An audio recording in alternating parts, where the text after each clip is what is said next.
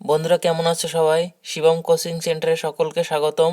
আজকে আমি আলোচনা করব পরিবেশ ডক্টর অনিশ চট্টোপাধ্যায়ের বইয়ের প্রথম অধ্যায়ের দ্বিতীয় অংশ।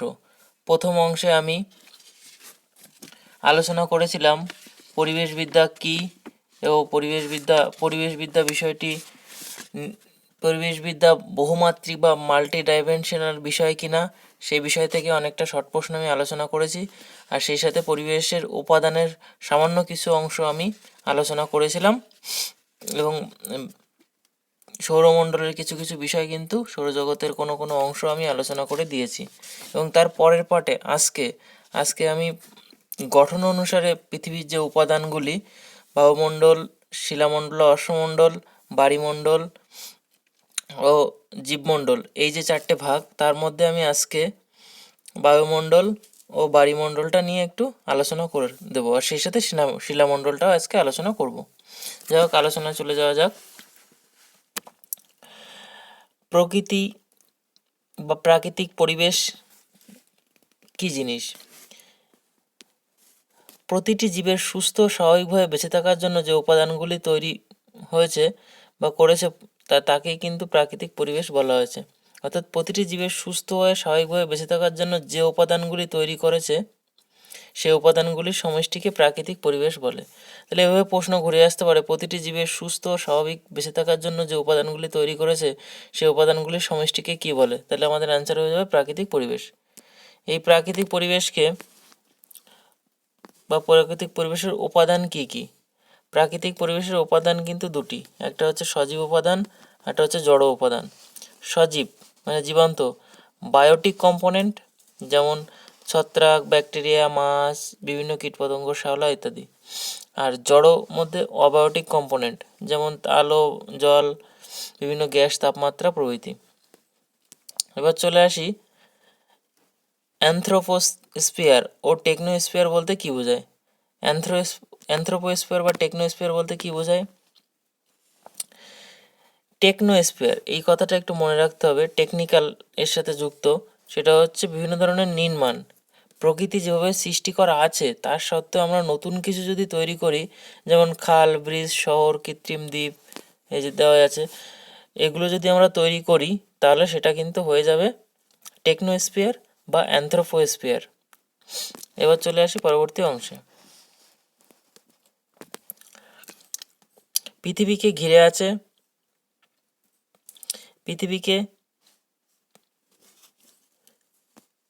ঘিরে থাকা গ্যাসীয় আবরণকে বায়ুমণ্ডল বলে। তাহলে বায়ুমণ্ডল কাকে বলে? পৃথিবীকে ঘিরে থাকা গ্যাসীয় আবরণকে কিন্তু বায়ুমণ্ডল বলে।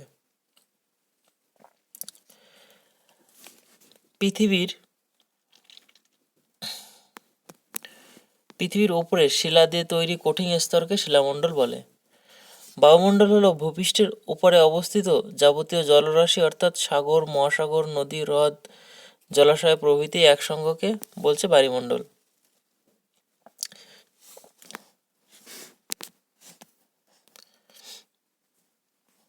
এখানে ছোট্ট একটা বিষয় বলা হলো না, সেটা হচ্ছে যে কি কি উপাদান দিয়ে গঠন অনুসারে পৃথিবীর উপাদানকে কিন্তু চারটি ভাগে ভাগ করা হয়েছে। এক হচ্ছে বায়ুমণ্ডল, দুই হচ্ছে শিলামণ্ডল বা অশ্বমণ্ডল, তিন হচ্ছে বায়ুমণ্ডল, চার হচ্ছে সজীব উপাদান বা জীবমণ্ডল। তাহলে এই চারটে উপাদান, তাহলে এখানে সেটা বলাই আছে, দেখো প্রথমে আছে বায়ুমণ্ডল, তারপরে যেটা হচ্ছে পৃথিবীকে ঘিরে গ্যাসীয় আবরণ আছে সেটা বায়ুমণ্ডল, আর পৃথিবীর উপরের শিলা দিয়ে তৈরি যে স্তর সেটা শিলামণ্ডল, দুটো হলো। আর বায়ুমণ্ডলটা হচ্ছে যাবতীয় জলরাশি, সেটা বায়ুমণ্ডল বলছে। আর জীব, উদ্ভিদ, এগুলো নিয়ে হচ্ছে জীবমণ্ডল। এই চারটে বলে দিলাম। তাহলে এরপরে প্রথমে আমরা বায়ুমণ্ডল নিয়ে আসব। আচ্ছা, এই বায়ুমণ্ডল ভূপৃষ্ঠ থেকে কয়েক হাজার কিলোমিটার পর্যন্ত বিস্তৃত গ্যাসীয় আবরণকে কিন্তু বায়ুমণ্ডল বলে। তাহলে পৃথিবী ভূপৃষ্ঠ থেকে শুরু হয়েছে বায়ুমণ্ডল। এই বায়ুমণ্ডলের উপাদানগুলো কি কি? বায়ুমণ্ডলে গ্যাস, জলীয় বাষ্প, ধূলিকণা ইত্যাদি কিন্তু সমন্বয়ে বায়ুমণ্ডলে গঠিত। এই গ্যাসের মধ্যে বিভিন্ন ধরনের দূষিত গ্যাস, যেগুলো জীবজগৎকে দূষণ সৃষ্টি করে, এটা sulphur dioxide, carbon dioxide, nitrogen, এই তিনটে কিন্তু বায়ুমণ্ডলকে দূষিত করে থাকে। এবার এর মধ্যে একটা জিনিস জানতে হবে যে বায়ুমণ্ডলে বিভিন্ন গ্যাসের পরিমাণ অনুসারে, মানে বায়ুমণ্ডলে তো বিভিন্ন গ্যাস রয়েছে, তার মধ্যে নাইট্রোজেন গ্যাসই রয়েছে 78.08%। এটা কিন্তু এই সংখ্যাটা মনে রাখতে হবে যে বায়ুমণ্ডলে নাইট্রোজেন গ্যাস কত শতাংশ রয়েছে, 78.08%। অক্সিজেন দ্বিতীয় স্থানে আছে, সেটা হচ্ছে 20.94% দ্বিতীয় স্থানে আছে। আর কি আছে, এই দুটো গ্যাস কিন্তু বাতাসে প্রায় 99% অংশ জুড়ে আছে। আর তাহলে নাইট্রোজেন, অক্সিজেনটা আমরা বললাম। এরপরে আর যে গ্যাসগুলো আছে সেই গ্যাসের নামগুলো একটু জেনে রাখতে হবে। এটা আর্গন, কার্বন ডাইঅক্সাইড। এই কার্বন ডাইঅক্সাইডের পরিমাণটা একটু জানতে হবে, 0.03% বা 0.03%। এছাড়া neon, helium, ozone, hydrogen, krypton, xenon, জলীয় বাষ্প এগুলো রয়েছে সামান্য পরিমাণে। এবার বায়ুমণ্ডল আমাদের কি ভাবে রক্ষা করে, অর্থাৎ বায়ুমণ্ডল পরিবেশকে কিভাবে প্রভাবিত করে। এই যে যে সূর্য থেকে যে রশ্মি, অতিবেগুনি রশ্মি বা অবলোহিত রশ্মি, সেই রশ্মিগুলো যে আসে, সেই ক্ষতিকর প্রভাব থেকে কিন্তু বায়ুমণ্ডল আমাদেরকে রক্ষা করে থাকে। এরপরে চলে আসি এই চিত্রটাতে। এই চিত্রটাতে তোমরা দেখতেই পাচ্ছ যে বায়ুমণ্ডলের একদম নিচের স্তর, সেটা হচ্ছে ট্রোপোস্ফিয়ার, তারপর আছে স্ট্র্যাটোস্ফিয়ার, মেসোস্ফিয়ার, থার্মোস্ফিয়ার, এক্সোস্ফিয়ার এবং আয়োনোস্ফিয়ার। এবার আমি এর প্রত্যেকটা ট্রপোস্ফিয়ার কত থেকে কত পর্যন্ত বা স্ট্র্যাটোস্ফিয়ার কত থেকে কত পর্যন্ত, মেসোস্ফিয়ার, সেটার কিন্তু এই ধারণা এই পরিবেশবিদ্যার এই অংশটাতেও কিন্তু রয়েছে। এটা ভূগোলের বিষয়বস্তু এগুলো, তবু পরিবেশবিদ্যার এই অংশটার সঙ্গে কিন্তু রিলেটেড, সুতরাং আমাদের জানতে হবে। তাহলে প্রথমে আছে ট্রপোস্ফিয়ার। এর আগেই জানতে হবে যে ট্রপোস্ফিয়ার আরেক নাম হচ্ছে ক্ষুদ্রমণ্ডল। এটা হচ্ছে ভূপৃষ্ঠ থেকে 14 কিমি উচ্চতার মধ্যে অবস্থিত। এটি বায়ুমণ্ডলের সর্বনিম্ন স্তর। এটা মেরু অঞ্চলে মাত্র 4 কিমি এবং নিরক্ষীয় অঞ্চলে 16 কিমি এবং গড় বলা যেতে পারে যে 14 কিমি। আচ্ছা, এখানেই কিন্তু এই মেঘ, বৃষ্টি, ঘূর্ণবাত, ঘূর্ণবাত এই জিনিসটা কিন্তু দেখা যায়। আর ট্রোপোস্ফিয়ার, ট্রোপো এই শব্দটা কিন্তু গ্রিক শব্দ। এই কথাটির অর্থ হচ্ছে মিশ্রণ বা বিক্ষোভ। তাহলে ট্রোপো শব্দটির অর্থ হচ্ছে মিশ্রণ বা বিক্ষোভ। এরপরে চলে আসি ল্যাপস রেট কি। এটা কিন্তু খুব ইম্পর্টেন্ট বিষয় যে ল্যাপস রেট কি। ট্রপোস্ফিয়ারের উচ্চতা ও উষ্ণতার সম্পর্ক বিপরীত। এখানে প্রতি কিমি উচ্চতা বৃদ্ধির সঙ্গে সঙ্গে 6.4 ডিগ্রি সেন্টিগ্রেড তাপমাত্রা হ্রাস পায়। তাহলে 1 কিমি উচ্চতা, মানে ট্রপোস্ফিয়ারকে আমরা মোটামুটি ধরেছি 14 কিমি, তাহলে 1 কিমি উচ্চতা যাওয়ার সঙ্গে সঙ্গে 6.4 ডিগ্রি সেন্টিগ্রেড তাপমাত্রা হ্রাস পায়।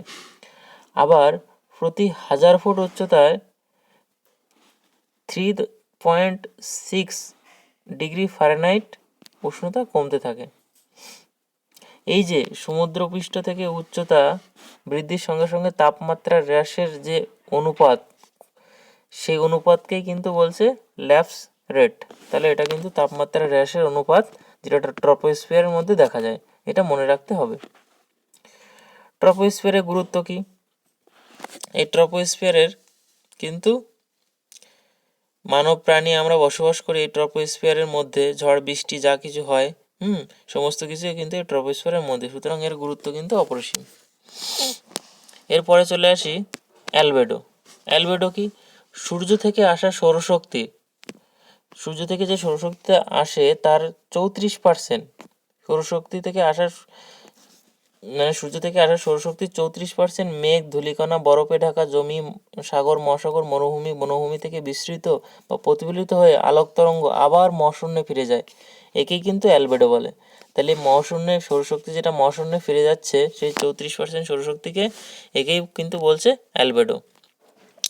তাপমাত্রার বৈপরীত্য, এই কথাটির মধ্যেই কিন্তু এর উত্তরটা লুকিয়ে আছে। তাপমাত্রার বৈপরীত্য কী জিনিস? অর্থাৎ উচ্চতা বৃদ্ধি পেলেও উষ্ণতা কমে না। যখন উচ্চতা যখন বৃদ্ধি পায় তখন তো উষ্ণতা কমে যাওয়ার কথা, কিন্তু সেটা যখন না কমে তখন সেটাকেই কিন্তু তাপমাত্রার বৈপরীত্য বা বৈপরীত্য উষ্ণতা বলছে। এই রাত্রিবেলা পাহাড়ি ঢালে ও দিনের বেলা উপত্যকা অঞ্চলে, অর্থাৎ এটা জিনিস মনে রাখতে হবে, রাত্রিবেলা পাহাড়ি ঢালে এবং দিনের বেলা উপত্যকা অঞ্চলে এই বৈপরীত্যের উত্তাপ দেখা যায়। এরপরে চলে আসি ক্যাটাবেটিক বায়ু কি। ছোট্ট করে একটু মনে রাখতে পারো যে উপত্যকামুখী শীতল বায়ুকে ক্যাটাবেটিক বায়ু বলে, আর অ্যানাবেটিক বায়ু কি? ঊর্ধ্বমুখী উষ্ণ বায়ুকে অ্যানাবেটিক বলে। এটা এই দুটো জিনিস ছোট্ট করে মনে রাখলেই হয়ে যাবে, আর কিছু মনে রাখতে হবে না। এরপরে চলে আসি ট্রোপোপস কি। ট্রোপোপস কি? ট্রোপোপসটা হচ্ছে ক্ষুদ্রমণ্ডল ও শীতলমণ্ডলের সীমানা। ক্ষুদ্রমণ্ডল কোনটা? আমরা একটু আগে বললাম যে ট্রোপোস্ফিয়ারকে ক্ষুদ্রমণ্ডল বলা হয়। তাহলে ক্ষুদ্রমণ্ডল আর শিলামণ্ডল, শান্তমণ্ডল, এই দুটো মণ্ডলের সীমানা। এই শান্তমণ্ডলটা কি? স্ট্র্যাটোস্ফিয়ার। তাহলে ট্রোপোস্ফিয়ার আর স্ট্র্যাটোস্ফিয়ারের মাঝখানে যে লেয়ারটা সেটাকেই কিন্তু বলছে ট্রোপোপোজ। এটা আমাদের মনে রাখতে হবে। গ্রিক শব্দ ট্রোপোপোজ কথাটির অর্থ হচ্ছে বাতাসের আড়রণ স্তব্ধ, অর্থাৎ বাতাসের আড়রণ কিন্তু এখানে স্তব্ধ হয়ে যায়, এই অঞ্চলটাকেই বলছে ট্রোপোপোজ। এবার চলে আসি শান্তমণ্ডল বা স্ট্র্যাটোস্ফিয়ার, যেটা বললাম সেটা ট্রোপোস্ফিয়ারের পরের স্তর আর কি। এটা হচ্ছে 17 কিমি। আমরা আগে বলেছিলাম যে মোটামুটি 14 কিমি বা 17 কিমি এরকম একটা এতে এসেছিলাম আমরা, যে ভূপৃষ্ঠ থেকে গড় ছিল 14 কিমি, আর নিরক্ষীয় অঞ্চলে 16 কিমি, আর মেরু অঞ্চলে 4 কিমি ট্রোপোস্ফিয়ারের উচ্চতা। তো এখানে সেই মোটামুটি অ্যাপ্রক্স ধরা হয়েছে যে 17 কিমি থেকে 50 কিমি উচ্চতা পর্যন্ত কিন্তু এই স্ট্র্যাটোস্ফিয়ার অবস্থান করছে। এই শান্তমণ্ডল বা স্ফিয়ারের বৈশিষ্ট্য কি? এর বৈশিষ্ট্য হচ্ছে যে এই বায়ুমণ্ডলের এটা একটা জেট বিমান যাতায়াত করে এখান দিয়ে, এই স্ট্র্যাটোস্ফিয়ার দিয়ে কিন্তু জেট বিমানগুলো যাতায়াত করে থাকে। এবার চলে আসি যে এই স্ট্র্যাটোস্ফিয়ারের উচ্চতা বাড়লে তাপমাত্রা বাড়ে কেন? অর্থাৎ আমরা প্রথমে যে ট্রপোস্ফিয়ার দেখেছিলাম সেখানে কিন্তু উচ্চতা বাড়ার সঙ্গে সঙ্গে তাপমাত্রা হ্রাস পাচ্ছিল, কিন্তু এখানে স্ট্র্যাটোস্ফিয়ারের উচ্চতা বাড়ার সঙ্গে সঙ্গে তাপমাত্রা বাড়ছে। তার কারণটা হচ্ছে ভূপৃষ্ঠ থেকে 20 থেকে 35 কিলোমিটার উচ্চতার মধ্যে ওজোন গ্যাসের ঘনত্ব বেশি। এই জায়গাটা একটু জানতে হবে, খুব গুরুত্বপূর্ণ, যে ওজোন গ্যাস কোথায় দেখা যায়, ট্রোপোস্ফিয়ারে না স্ট্র্যাটোস্ফিয়ারে নাকি মেসোস্ফিয়ার, এরকমভাবে অপশান থাকতে পারে। তাহলে আমাদের স্ট্র্যাটোস্ফিয়ারের মধ্যেই কিন্তু এই ওজোন গ্যাসটা দেখা যায়। ওজোন গ্যাস অতি বেগুনি রশ্মি শোষণ করে, সূর্য থেকে আসা অতি বেগুনি রশ্মি এই ওজোন গ্যাস শোষণ করে, তার ফলে কিন্তু সে উষ্ণ হয়ে ওঠে।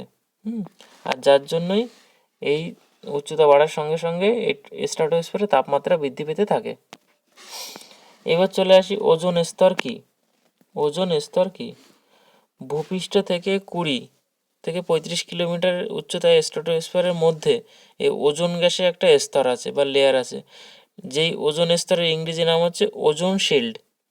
ওজোন স্তরের ইংরেজি নাম ওজোন শিল্ড। এবার চলে আসি মেসোস্ফেরিক মেঘ আর নকটিলুসেন্ট মেঘ কি। এই দুটো জিনিস একটু মনে রাখতে হবে। সেটা হচ্ছে 75 থেকে 85 কিলোমিটারের উচ্চতায় অতি ক্ষুদ্র ক্ষুদ্র বরফ কণা দ্বারা গঠিত মেসোস্ফেরিক মেঘ। তাহলে ক্ষুদ্র ক্ষুদ্র বরফ কণা দ্বারা গঠিত মেঘকে সেটা কি বলছে কি? মেসোস্ফেরিক মেঘ, যেটা হচ্ছে 70 থেকে 75 কিলোমিটারের মধ্যে অবস্থান করছে। এই মেঘ দিনের বেলায় সূর্যের আলোয় প্রতিফলিত হয়ে ঝকঝক করতে থাকে এবং রাত্রিকালীন উজ্জ্বল এই মেঘকে নকটিলুসেন্ট মেঘ বলে। তাহলে রাত্রিকালীন সেটাকে বলছে নকটিলুসেন্ট মেঘ, আর দিনের বেলা সেটাকে বলছে মেসোস্ফেরিক মেঘ। এরপরে চলে আসি আমরা থার্মোস্ফিয়ারে। এই যে বায়ুমণ্ডলের মেসোস্ফিয়ারের উপরের স্তর হলো এই থার্মোস্ফিয়ার। গ্রিক শব্দ থার্মোস কথাটির অর্থ হলো তাপ। তাহলে গ্রিক শব্দ থার্মোস কথার অর্থ হচ্ছে তাপ। থার্মোস্ফিয়ারের উচ্চতা বৃদ্ধির সঙ্গে সঙ্গে তাপমাত্রা বাড়ে। কত ডিগ্রি সেন্টিগ্রেডে পৌঁছায়? 2500 ডিগ্রি সেন্টিগ্রেডে কিন্তু পৌঁছায়। ইন্টারন্যাশনাল স্পেস স্টেশনটি থার্মোস্ফিয়ার স্তরে ভূপৃষ্ঠ থেকে 330 থেকে কত কিলোমিটার উচ্চতায় অবস্থান করছে? 330 থেকে 445 কিলোমিটার উচ্চতায় অবস্থিত। এরপরে চলে আসে বিষমমণ্ডল কি? ভূপৃষ্ঠ থেকে 90 থেকে 100 কিলোমিটার মধ্যেই বিষমমণ্ডল অবস্থান করছে। তাহলে ভূপৃষ্ঠ থেকে 90 থেকে 100 কিলোমিটারের মধ্যে এই বিষমমণ্ডল অবস্থান করছে। এর আরেক নাম হচ্ছে হেটেরোস্ফিয়ার। এরপরেই চলে আসলো আমরা আয়নমণ্ডল। এই আয়নমণ্ডলের গুরুত্ব হচ্ছে যে আয়নমণ্ডলে বেতার তরঙ্গ প্রতিফলিত হয় এবং মেরুপ্রভা দেখা যায়। এবার চলে আসি অ্যারোপোস কি? অ্যারোপোসটা হচ্ছে এই যে এই অ্যারোপোজ যে সীমানাটা 50 থেকে 60 কিমি, এই যে উচ্চতা, এই উচ্চতার ওপরে কিন্তু অ্যারোপ্লেন উঠতে পারে না। অর্থাৎ অ্যারোপজ হলো ঊর্ধ্ব বায়ুমণ্ডলের সেই সীমা যার উপরে এরোপ্লেন উঠতে পারে না। তাহলে অ্যারোপোজ কোথায় অবস্থিত? 50 থেকে 60 কিলোমিটার। 50 থেকে 60 কিলোমিটারের উপরে কিন্তু অ্যারোপ্লেন উঠতে পারে না। তাহলে আমাদের এই যে ফার্স্ট পার্টটাতে আমরা যেটা বললাম যে বায়ুমণ্ডল নিয়ে আলোচনা করব, এই ছোট অংশটাতে বায়ুমণ্ডল নিয়ে আলোচনা করলাম। এবার আমরা শিলামণ্ডলে প্রবেশ করব। তাহলে দেখে নেওয়া যাক শিলামণ্ডল। শিলামণ্ডল, শিলামণ্ডলের আরেক নাম হচ্ছে লিথোস্ফিয়ার। শিলামণ্ডলের অন্য আরেকটা নাম, শিলামণ্ডলের ইংরেজি নাম লিথোস্ফিয়ার, অন্য নাম হচ্ছে অশ্বমণ্ডল। ভূপৃষ্ঠ থেকে এর ব্যাপ্তি 35 কিলোমিটার। এই 35 থেকে, তাহলে ভূপৃষ্ঠ থেকে 35 কিমি পর্যন্ত শিলামণ্ডল অবস্থান করছে। এই শিলামণ্ডলের 35 থেকে 2900 কিমি পর্যন্ত গুরুমণ্ডল অবস্থান করছে।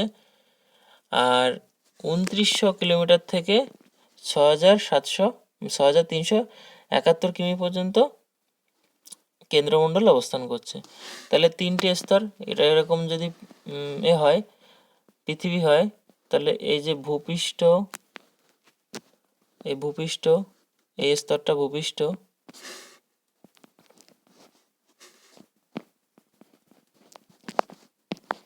ভূত্বক বা ভূপৃষ্ঠ, আর এই স্তরটা গুরুমণ্ডল,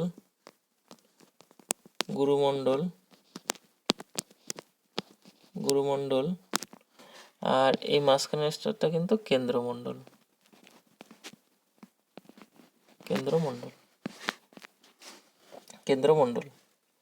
তাহলে এই যে 3টে স্তর, তাহলে প্রথমটা অর্থাৎ এই ভূত্বকটা হচ্ছে 35 কিমি, আর এই গুরুমণ্ডলটা হচ্ছে 35 থেকে 2900 কিলোমিটার, আর এই কেন্দ্রমণ্ডলটা কিন্তু 2900 থেকে 6371 কিলোমিটার।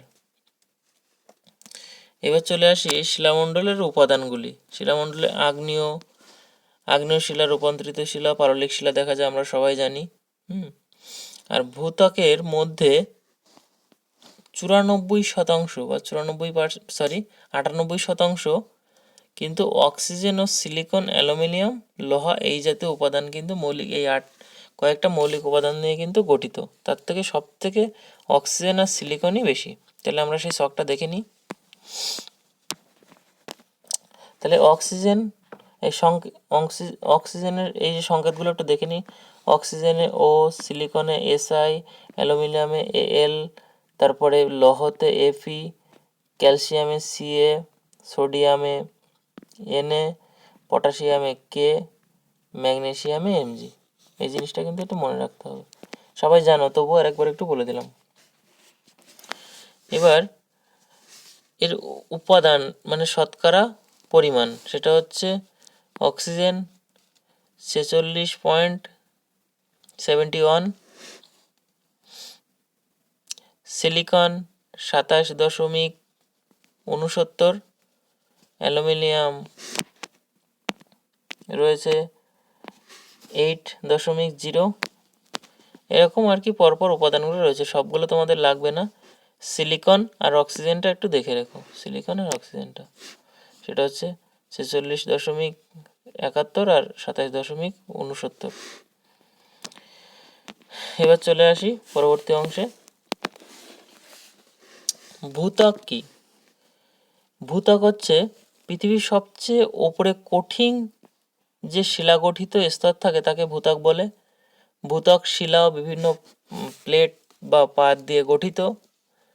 এই ভূত্বকের কে আবার দুই প্রকার এই ভূত্বক, সেটা হচ্ছে মহাদেশীয় মানে আমাদের এশিয়া মহাদেশ, মহাসাগর অর্থাৎ প্রশান্ত মহাসাগর, এরকম আর কি মহাদেশীয় ভূত্বক আর মহাসাগরীয় ভূত্বক। তাহলে মহাদেশে পৃথিবীর যে ভূত্বকটা, অবশ্যই তোমরা বুঝতে পারছো যে সেখানে মানে মানে পরিমাণটা অনেকটা বেশি, কিন্তু মানে যে এটা কিলোমিটার অর্থাৎ ভূত্বক যে আমরা বললাম একটু আগে যে ভূত্বক 35 কিমি, সে 35 কিমির মধ্যে যদি সমুদ্রপৃষ্ঠ হয় তাহলে কিছুটা গর্ত আছে, তাহলে সেখানে ভূত্বকের পরিমাণটা কম কিলোমিটার। আর স্তরটা মানে কেন্দ্রমণ্ডল নয় সরি গুরুমণ্ডল যেখানে শুরু হচ্ছে সেই স্তরটা অনেকটা উপরের দিকে। তাহলে এখানে এটুকু জেনে নেই যে মহাদেশীয় ভূত্বক আর মহাসাগরীয় ভূত্বক এটার কিন্তু আলাদা আলাদা, দুটোই 35 কিমি কিন্তু নয়। মহাদেশীয় ভূত্বক একটু বেশি, মহাসাগরীয় ভূত্বক একটু কম। দেখা যাক এরপরে আমরা সেটা। এর মধ্যে রয়েছে ভূত্বকের উপাদানকে দুই ভাগে ভাগ করা হয়েছে, এটা হচ্ছে শিয়াল আর একটা হচ্ছে সীমা। শিয়াল কি? শিয়াল হচ্ছে একটা ছোট্ট করে মনে রাখতে হবে, শিয়াল SI আর AL অর্থাৎ সিলিকন আর অ্যালুমিনিয়াম, এটা হচ্ছে শিয়াল। আর এটাকে বলা হচ্ছে মহাদেশীয় ভূত্বক। এই মহাদেশীয় ভূত্বক কিন্তু গড় বিস্তৃতি অর্থাৎ মহাদেশের নিচে শিয়ালের গড় বিস্তৃতি 30 থেকে 40 কিমি। গ্রানাইট জাতীয় আগ্নেয় শিলা, নিস ও শিস্ট জাতীয় রূপান্তরিত শিলা, বিভিন্ন পাললিক শিলা, বেলে পাথর, শেল মহাদেশীয় ভূত্বক বা শিয়ালের প্রধান উপাদান। তাহলে এটা মনে রাখতে হবে, মহাদেশীয় ভূত্বক বা শিয়ালের প্রধান উপাদান হচ্ছে বেলে পাথর, শেল। এবার চলে আসলাম আমি সীমাতে। সীমা কি? SI আর MG।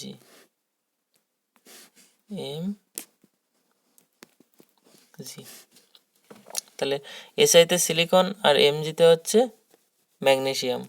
তাহলে মহাদেশীয় ভূত্বক হচ্ছে শিয়াল আর মহাসাগরীয় ভূত্বক হচ্ছে সীমা। সমুদ্রের নিচে 5 কিমি থেকে 7 কিমি পর্যন্ত সীমা বিস্তৃত। এরপরে চলে আসি এই যে মহাসাগরীয় ভূত্বক বললাম, মহাসাগরীয় ভূত্বক হচ্ছে সীমা। ব্যাসল্ট জাতীয় ক্ষারকীয় আগ্নেয়শিলা মহাসাগরীয় ভূত্বক বা সীমার উপাদান, এবং সীমার নিম্নোক্ত রয়েছে মোহ বিযুক্তি রেখা। এবার এই যে আমরা ছকটা দেখতে পাচ্ছি, এখানে তোমরা ভালো করে খেয়াল করবে যে ভূত্বক, এটা ভূত্বকে আমি বললাম মহাদেশীয় ভূত্বক একটা আছে আর মহাসাগরীয় ভূত্বক একটা আছে।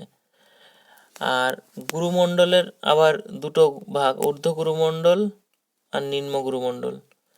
কেন্দ্রমণ্ডলের দুটো ভাগ, বহিস্থ কেন্দ্রমণ্ডল আর অন্তস্থ কেন্দ্রমণ্ডল। তাহলে প্রথম আগে 3টে ভাগের মাঝে যে দুটো সংযোগের স্তর রয়েছে সেটাকে বলে দিই। তাহলে এই ভূত্বক আর গুরুমণ্ডল এর মাঝে আছে মোহ বিযুক্তি।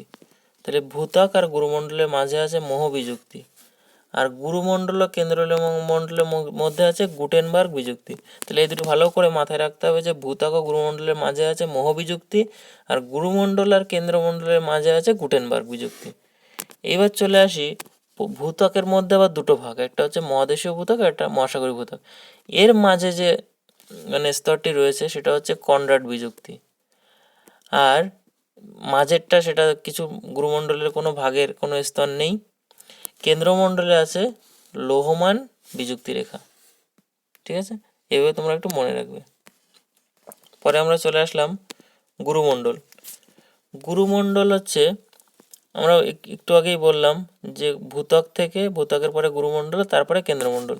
তাহলে ভূত্বক হচ্ছে 35 কিমি পর্যন্ত, এই 35 থেকে 2900 কিমি বললাম আমি গুরুমণ্ডল। এই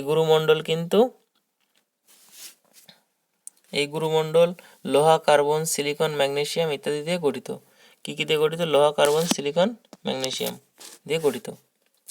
এবার চলে আসে তারপরে হচ্ছে অ্যাস্থনোস্ফিয়ার বলতে কী বোঝায়? অ্যাস্থনোস্ফিয়ার বলতে কী বোঝায়? ঊর্ধ্ব গুরুমণ্ডলের সর্বোচ্চ অংশে 250 কিমি বোধযুক্ত একটি নমনীয় পাতলা স্তর থাকে। তাহলে এই গুরুমণ্ডলের মানে 35 কিমি থেকে তো শুরু হচ্ছে, সেই 35 কিমি থেকে শুরু হয়ে 250 কিমি পর্যন্ত, মানে প্রায় উপরের অংশে 250 কিমি পর্যন্ত, 50 কিমি পর্যন্ত নয়, যেখান থেকে শুরু হলো তারপর থেকে 250 কিমি মতো পাতলা স্তর থাকে। এর নাম হচ্ছে অ্যাস্থনোস্ফিয়ার। এটা মনে রাখতে হবে। তাহলে গুরুমণ্ডলের ঊর্ধ্ব অংশটাকে অ্যাস্থনোস্ফিয়ার বলছে।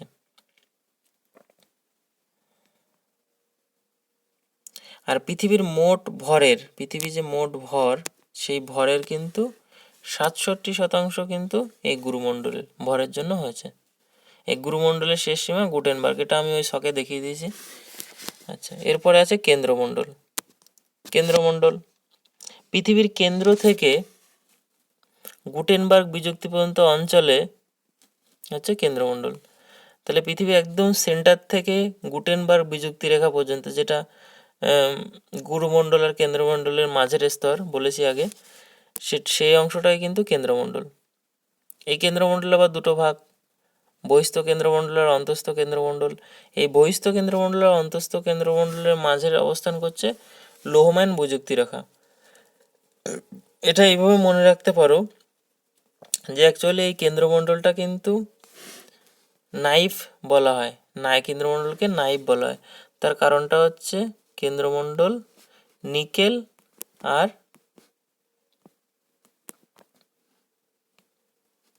লোহা এই দুটো জিনিস দিয়ে কিন্তু গঠিত। কেন্দ্রমণ্ডলের নিকেল আর লোহা এই দুটো জিনিস দিয়ে কিন্তু কেন্দ্রমণ্ডল গঠিত, সেজন্য কেন্দ্রমণ্ডলকে নাইফ বলা হয়। এবার চলে আসি শিলার মধ্যে একটা জিনিস জানতে হবে যে বালির মধ্যে বিভিন্ন ধরনের খনিজ থাকে, যেমন গার্নেট, রিটাইল, থোরিয়াম, মোনাজাইট,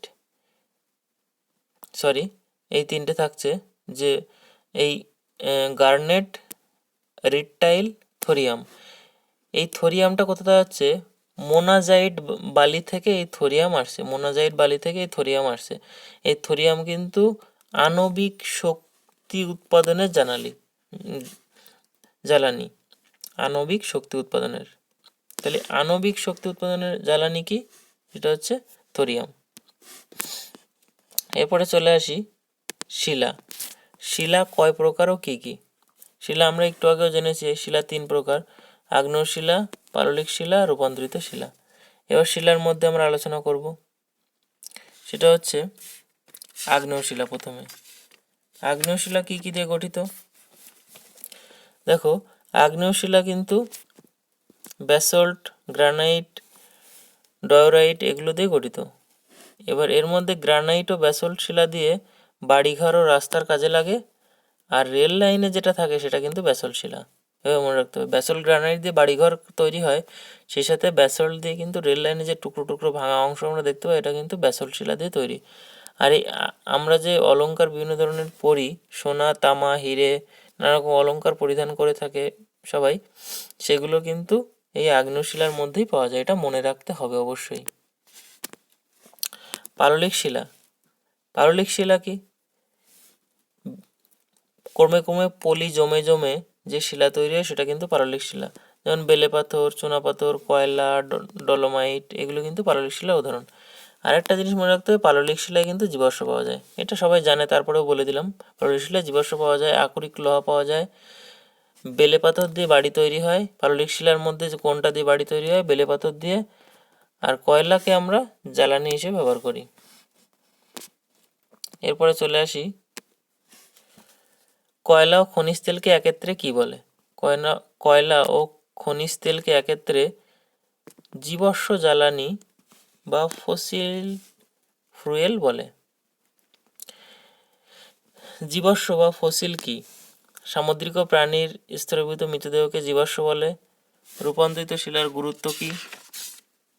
যেটা হচ্ছে রূপান্তরিত শিলার গুরুত্বের মধ্যে গ্যানিট নামক আগ্নেয় শিলা রূপান্তরিত হয়ে নিশে পরিণত হয়। বেলে পাথর এক ধরনের পাললিক শিলা পরিবর্তিত হয়ে কোয়ার্জাইট গঠন করে। রূপান্তরিত শিলা থেকে প্রচুর খনিজ পদার্থ পাওয়া যায়। এবার চলে আসি খুব গুরুত্বপূর্ণ একটা জিনিসে, সেটা হচ্ছে সঞ্চয়মান মহাদেশ, কন্টিনেন্টাল ড্রিফট মতবাদ। মনে রাখতে হবে যে এই যে আমাদের বিশাল প্রাচীন ভূখণ্ড ছিল আগে, তার নাম কি ছিল? সেটা হচ্ছে প্যানজিয়া। এই যে প্যানজিয়া, এই মহাদেশটা কিন্তু আজ থেকে 34 থেকে 35 কোটি বছর আগে এই পৃথিবীর বিভিন্ন জায়গায় ছড়িয়ে ছিল না, একসাথে ছিল। আমি পরে শখের মাধ্যমে সেটা দেখাচ্ছি।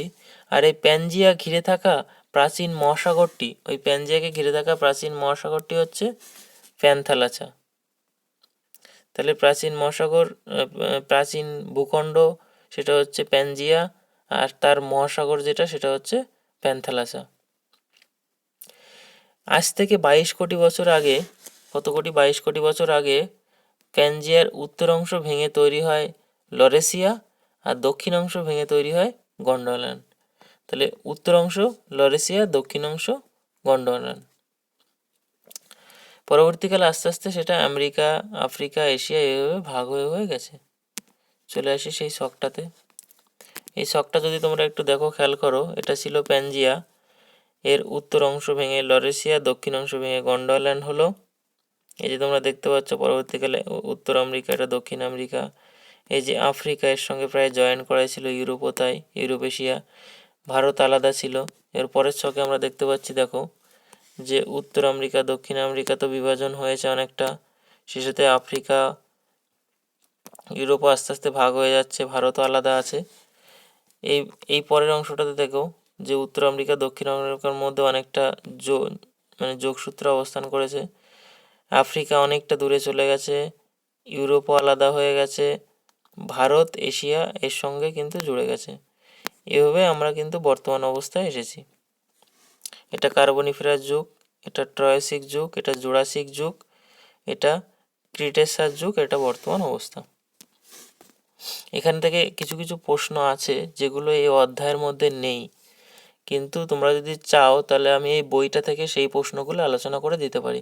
এই অধ্যায়ের মধ্যে ডেসক্রিপটিভের মধ্যে কিন্তু সবটা আলোচনা করে দেয়নি, এরা পরবর্তী যেটাগুলো শর্ট প্রশ্নগুলো দিয়েছে তার মধ্যে সেই বিষয়গুলো কিন্তু আলোচনা করে দিয়েছে।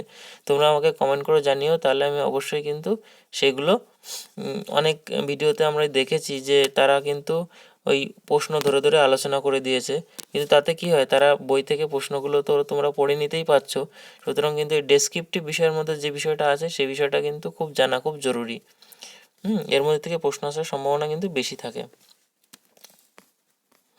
এবার চলে আসি যে সঞ্চয়মান বা মহাদেশের তত্ত্ব কে দিয়েছেন। এটা কিন্তু জার্মান বিজ্ঞানী আলফ্রেড ওয়েগনার। এটা মনে রাখতে হবে কোথাকার বিজ্ঞানী, জার্মান বিজ্ঞানীর নাম কি? Alfred Wegener. কত সালে? 1912 সালে এই তত্ত্বটি দিয়েছেন।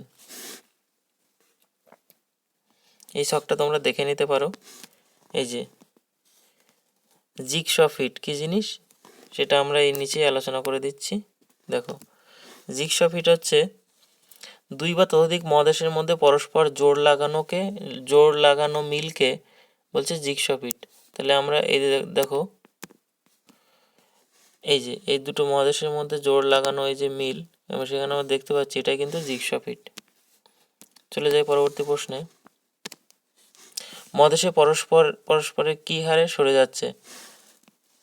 20 থেকে 75 মিলিমিটার প্রতি বছরে সরে যাচ্ছে।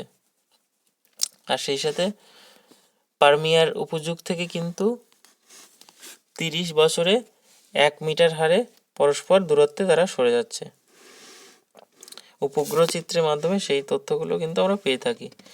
পাত বা প্লেট, ভূত্বকে 7টি বড় প্লেট, 20টি ছোট প্লেট, এটা মনে রাখতে হবে। প্লেট একটা হচ্ছে মহাদেশীয় প্লেট, একটা হচ্ছে মহাসাগরীয় তল প্লেট। এই প্লেটগুলো ঘর্ষণের ফলে কিন্তু আগ্নেয়ুৎপাত বা সুনামি এগুলো হয়ে থাকে। যেটা জানার বিষয় সেটা হচ্ছে যে পাঁচ সঞ্চরণের ফলাফলে কী হয়েছে। রকি আন্দিস পর্বতমালা কিন্তু তৈরি হয়েছে এই পাঁচ সঞ্চরণের ফলে।